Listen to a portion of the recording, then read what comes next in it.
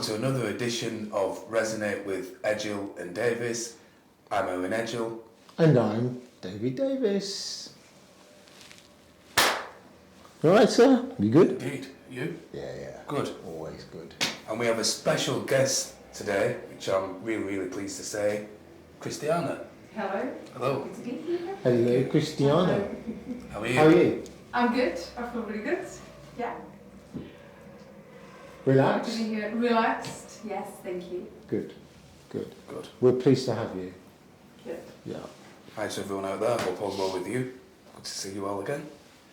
So, Christiana, just want to have a conversation as we usually do on Resonate D&I in terms of what you're about and how your life is at this moment in time. So, yeah, just in your own words. So I was born in Czech Republic. I came here to this wonderful country of yours 2004, which Nice. last year it was 20 years anniversary. Wow. Crazy It's time. crazy. It's absolutely crazy. I thought it's only just my mother saying these shoes are 20 years old. I thought that's crazy, but I'm right there now. So Did you speak English before you came? No, not at all. Really? I had a set of textbooks and everything phonetically written. Actually, in my scrapbook, I wrote, "I don't have any money. I need help, and I'm lost." I think 3 sentences. Right. Yeah, that was literally it. Yeah, it's been a journey. Just living here, it's been a journey because I learned a lot about this country and how. Looking at it back, some things really bamboozled me, and then I understand it now. And the more I live here, it's like another layer. It's just being uncovered how it's really worked. Do you feel part of the community? Do you feel part of the world? Yeah. I have to say, I never ever felt like I'm a foreigner. Like I met Well, that's wonderful people, Mm-hmm. and I started like from the bottom when I was working in a factory making boxes for sandwiches. Yes, and I asked for this job every day at 7 o'clock through like 7 different agencies. Mm-hmm. Right. Do you have a job? Do you have a job? So when they said something, I just understood no, yes. And when they expanded it, I was like, oh my goodness, what are they saying? So the beginning I really cried. I was crying because I said I will never understand this language, but went through this. And I remember, because we just joined European Union, so at that year, a few years after that, they would let people to use their college, like an evening Right. college education to get just the basic English. Yeah. And I remember that was in like entry level, and I was sitting there with a lady she was an Indian lady, and she said she's been here 20 years. And my jaw just dropped. I was like, I could not believe it, that this is possible to live in a country for that long. And still not speak the language. No. Right. But obviously, the more you live here, the more you understand about the communities. They don't have the need. Yeah. So, yeah. So the beginnings were good. All was fun, and I just knew that that learning English is like a ticket to the world for me. Mm-hmm. And then when I did that, I went traveling. I went to New Zealand. On the way back, I stopped 6 months in Holland, and I came here again. So this was my country. Right. This felt like Yeah, home. this felt like a home. So I left Czech Republic because I needed an adventure, and I haven't returned yet. So, and now I'm having kids, and they are British. They even say to me, I don't understand you, Mom, why do you need to speak Czech? It's like, just come on, it's my legacy, it's my language. Like, no. Do they speak Czech? It's actually really bizarre when your own child speaks your own language, mother tongue, with accent or actually really badly. Ollie is 12, he's normally like sometimes, you know how they can be.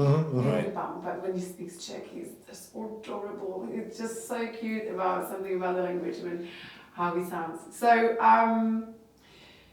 Ollie can speak confidently, and Darcy is getting there, but she's 6 years younger, and obviously being here that long, for me, it's natural to just speak.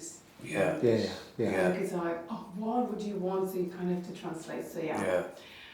So. Did you Yeah. move from the Czech Republic on your own, or did you come with your family? I just came with friends, literally. He didn't do Right. a master's at school. It was my neighbour. He said, I need to flee, or my mother will, you know, like, I need to go. So we kind of ran away. Right. We had a sleeping bag. We didn't know where we're going. We thought we were going to end up in Ireland. We had both in pants in a big backpack. Wow. So it was all adventure. And we ended up in Bedford, and Milton Keynes, that area, Midlands. Right, Yeah. in I was born in Bedford. Were you? Yeah. No way. I didn't know that. I didn't know you were there. So Bedford was Brighton Road. That was the first address I went, and it was just a coincidence. We met someone on a ferry asking where we're going. So we need a job. So that is, and I found it fascinating about life how you can just it just enrolls. The same in New Zealand. I went to New Zealand. I knew I've got visa. Yeah. I remember I landed in Auckland. I've got Lonely Planet with me, but I didn't plan anything. And I asked someone who's Korean, I said, I've got this backpack, where do I go? Where do people go when they kind of land? And he said, oh, there's this backpacker called Base. You know, fetch this bus and I will take you there. Mm-hmm. And from there, and it's actually funny because in New Zealand I met friend Kim, who lives in Bournemouth. And then when I came back, I always visited her, and this was, I'm like, Right. I want to live here. Right, This is okay. nothing like Milton Keynes Okay. and Bedford. So I ended up living in Bournemouth after that with my son. Okay. And So what? Okay. So can I just kind of take you a little bit further back? Yeah. Did you get married? Well, I was married when I was 20. Mm-hmm. I was happy. We were really good. And 4 months later, after the wedding, they decided to die. So I've changed my course, I think. With the whole life changed for me, yeah.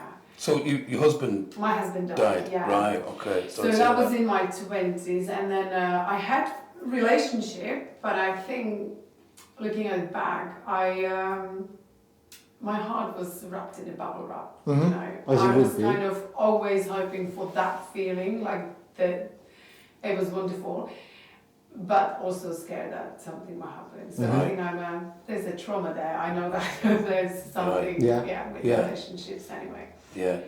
So I came here single,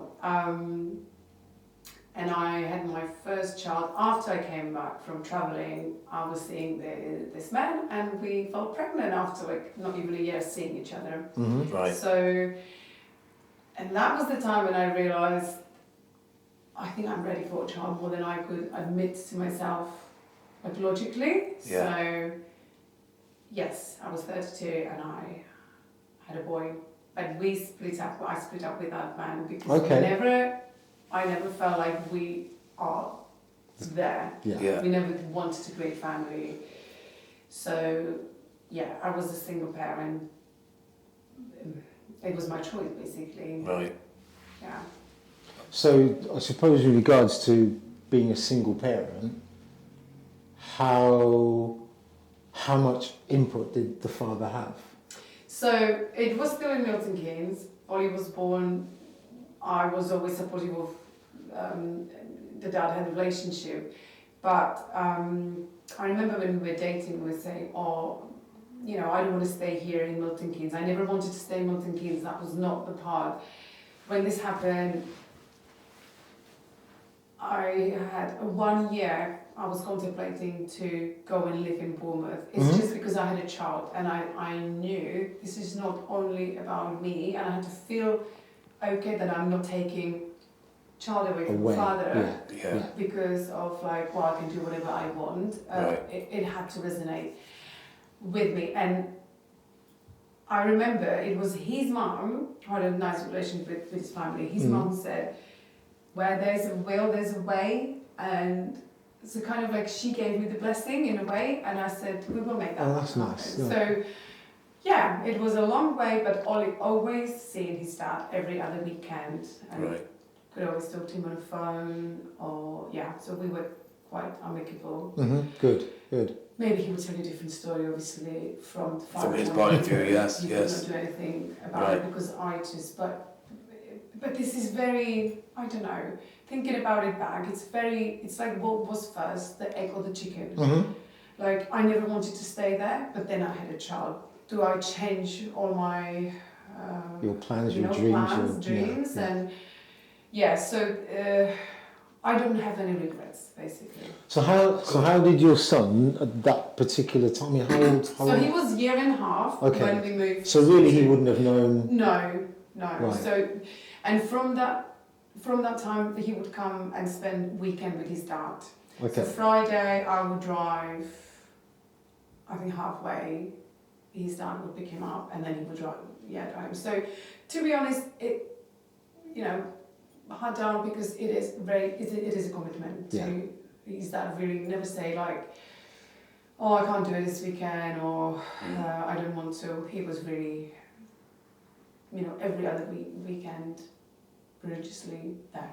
Right. Well, So so that was a good support because yeah. kids need routine, right? Indeed. Mm-hmm. Yeah. And is he still in all his life now? Yeah. Still lives down there. Really? He's got another. So he's the partner and have another. Family as such? Son, yeah. Mm-hmm. So, and it's fun because they just drop him off. His sisters, my son's auntie, they all came with the little one. So when our kids played, it's really. I was always the one who thinks, well, we are all one big family. Mm-hmm. Right. So we can make it happen. We can have a barbecue together if we want to, and it is like this with his family. So. So it's good that you got that connection and he's got that connection. Because then you are modelling to the children that although, when it comes to the bloods, your half sister or stepsisters, you don't need to put label on that. Right. Because it's all about relationship, kindness and being respectful. Right. Well, that's what I want. Sometimes it's tricky, I know, and not always you can have your ways and your results. And Well, I'm sorry to interrupt, because I was kind of thinking in respect to single parenting, because I think that they did studies in 2022, there was something like 3,800,000 and something people in UK that were actually single parenting. Right. And that was 2022. Mm-hmm. So we're here now, 2025. You can imagine that figure must have actually increased. So it's kind of good that we're having this conversation with you, because there's so many people out there that really haven't got, especially single mothers, because I think single fathers. What I was going to say was, with single mothers, I also read there's like 89% of single mothers in UK, whereas there's 11% of single fathers heading the family. So 89% of mothers heading the family, 11% of fathers heading the family. Right. So they're huge figures. They are huge figures. Yeah. So we're kind of hoping today that you can give inspiration to those single parents, not just mothers, but parents, to think that you can actually do this. It's probably a daunting. I mean, did you feel daunted about the whole thing? Was it overwhelming? This is the thing, and I think it's a journey for everyone. It's a very personal journey, isn't it? Yeah. And also, I think it depends what kind of personality you are. So when you think about me, I came here not knowing the language. Yeah, let's do it. Like, this is me. Went to New Zealand all by myself. Some people say, oh my goodness, I would not be able to do that. Right. But I'm also scared of other things, but other people might find totally trivial. So we are very we're all different. Yeah. So this was like, I wasn't scared at all. So I was living in a share house at that time when I was pregnant. I said, I need to get a house. I had no idea how benefits or anything works in this country. I just had this feeling over me, I'm going to be all right. Were you getting financial support at the same time from the father? I was working full time at that time, but then obviously with the baby, I'm starting to learn. I think I went to, someone said to me, what is the place when you go and get advice? Like Citizen Advice Bureau. Yes, I was sitting there often because I'm like, I have a question. So you had to drop in at that time. It was kind of online. Yeah. Not as much as now. And I figured things out, and then I learned how some people, do it even for the money because it's easy. I'm like, wow. So you enter this realm of new world basically. Yeah. But I had and that didn't scare you at all? No, it didn't scare me. But being a single parent, it is tough. It is tough. I would say, especially when you're tired, and especially when there would be nice if someone, I don't know, made that dinner or did the dishes or put the child to bed. Yeah. Or these are probably those moments when you really. That when two people really cooperate, that's where support is. Yeah, but we're talking about the ideal, situation. If I go back and say, well, so many friends or people I know or heard of saying, well, I'm kind of like a single parent anyway, because it doesn't work like that. They don't get that support. Right. And on top of that, they have to still deal with this, oh my God, I shouldn't be with the person, it's going nowhere. Yeah. This is, I think, it's the point when I would tell people, just go and really dig deep. What do you want in the future? Because it might weigh you down even more than just being single parent. And mind you that I don't have a family, I don't have my mum here or somebody support, who have that support. Yeah. I've got friends, but they're usually somewhere else. So not that I'm not friendly enough, but I can. Yeah, my friends are a little bit further, so. So do you feel a bit isolated then sometimes? It's not even isolated. It's just that you don't have the necessary. How can I just drop my kids? I still do. I still. When I need it, really, I do have that. But I tend to be very independent. So, and it comes to that. Right. Yeah, like some people might feel like, I just bump the kids to my neighbours and go and do my nails. Well, there used to be a saying. It takes a village to raise a child. I love that saying. Yes, and sometimes I do feel, like I decided to change country, but my family is there. But again, it was for a reason. There was a reason. Right. So you create that village around you, right? Different people, which are family, which are really good friends. But it takes. I do believe they might have the input from grandmother or grandfather, uncles, aunties. What's your life's philosophy, Christiana? Is it a spiritual one or? I would say I'm very spiritual. So do you think that's what gives you that motivation, that courage to say, do you know what, I can do this? Yeah. Because you've got that to lean on, that spirituality. And obviously learning and being now over 40, I kind of get that. You've got this experience of life when you don't want to negotiate. Good for just you. Like, yes, 100%. And I learned that from all my friends, females around. Like, oh, hang on, I don't need to do that anymore. It's like, no. So there comes some kind of point. There's like a big wisdom in you, right. Which is all of a sudden like drove and said, that's it. It's like I'm really on that path because sometimes when we challenge, when you're young and you're in your 20s and you're young and gorgeous, and you're like, I can't wear this because I can't afford. That is gone when you are. Maybe for men it's the same. Right. Yeah. Because you're more secure within who you are. Within yourself. Yes. If you're working on yourself. Yes. That's the key. And that's it. And that's why when I listen to your podcast, it's all about working and be aware, isn't it? And try to, start within yourself, and then you can make that shift and change things elsewhere. Without a doubt, So I'm really big fan of your podcast because it resonates. Oh, thank you. It is, yes. All the guests and the conversation you have in, Right. So what are your plans for the future then, or do you just live in the now? So for the future, raise my kids to be a good, resilient grown-ups. Yeah. Good And I word. think That's a good word. That Mhm. resilience. this is- Resilience is huge. I find is that, you know how they call this new generation now, like snowflakes generation. Right.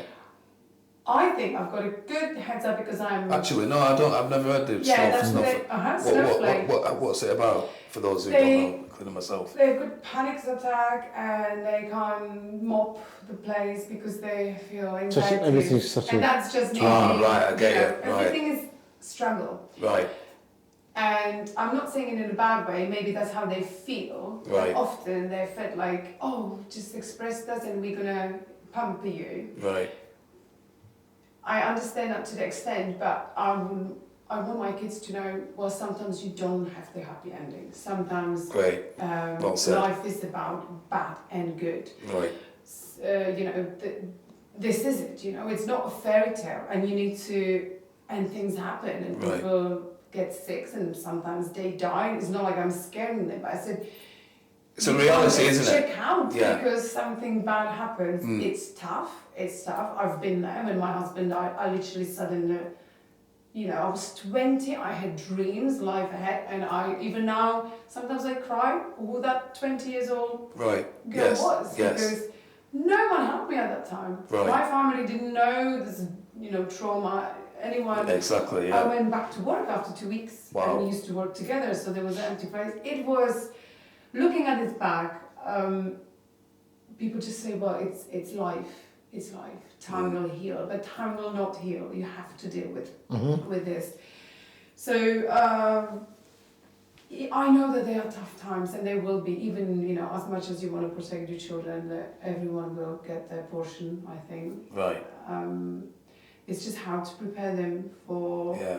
not to crumble to So- the point where they won't continue. So do Great you have point. those, Great those point. conversations with them? Those, Uh, are they like deep conversations, or do you just? yeah, I think Brush- I'm brush very over. honest. I think, but obviously to their level, you know, that Ollie's 12, Darcy's 5, but I am very.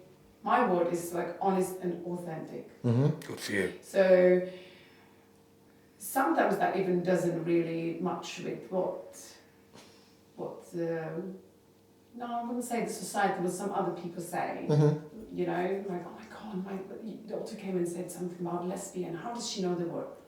I was like, why wouldn't she know? Yeah. What is with that word? Yeah, So yeah. we try to be all equal and, you know, like... He's things trying like to be that. honest and have honest conversations. Yeah. Sometimes Yeah. it's just really, you feel, you feel like things are said and out there, but Right. actually just keep it under the Just carpet. keep it on You the don't really carpet, wanna which- talk about it. Which is the wrong way to go about it. But just to bring this thing down for a landing, Christiana and everyone, what would your underlying word be to the viewers if you look into that camera in terms of the particular situation or their struggle being a single parent? What would you say to them in terms of your experiences?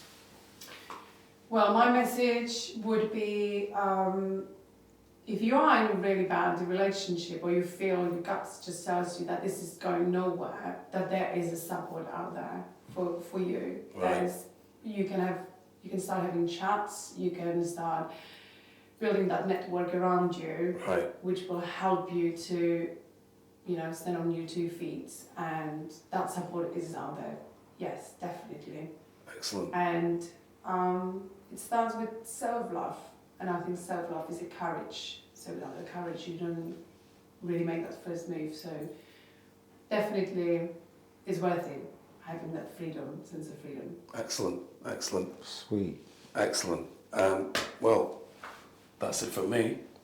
You need to say a few words. Yeah, as you I usually do. suppose my few words are firstly, thank you so much Oh no, Indeed, I'm really happy to indeed. see you. for coming in, because there are listeners and viewers out there that probably in a similar position, Indeed.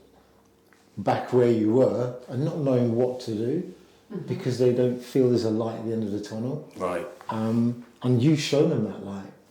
And you've shown being a single parent, whether that be male, female, that the struggles are going to be there, but you can overcome those struggles Yeah. if you look within, dig deep, find that resilience. Yeah. Because we all go through ups and downs, waves and troughs, but at the end of the day, if you're strong-minded, think positive, and believe in yourself. Yeah, it's the point when you need to make a decision. Yes, isn't it? that's the I key think word, this is decision, the- yeah. When you decide, and I always believe this is the point when you, because lots of people might be scared, oh my God, I don't know what to do. But it's how they say you need to shut the door, maybe have 2 somewhat steps in the dark, Right. and the door will open. Yes. And this is exactly that not knowing, which scares people. Oh, I can't do it. Can't do it, I will yeah. rather stay here. Right, right. But that's the courage, and Yes. there are doors at the other end. I think in every situation there will always be way out. Definitely. Christiana, Well said. thank you so Oh, much. thank you, thank you. Viewers, folks, those listening, if you are on YouTube watching, please, if you like this particular episode or any of the episodes we do, please press that like button. Please share amongst your friends or people that you know, Christiana's situation, that the fact that you can get help and you can get out there and you can do what you need to do. Indeed. Please share this video with them, this episode. And lastly, because we still need to get to 1,000 subscribers by the end of this year, please click that subscribe button. And any questions or any thoughts that you may have about this particular episode or any other, please make a comment. Until next time, Be seeing you. be seeing you. Bye.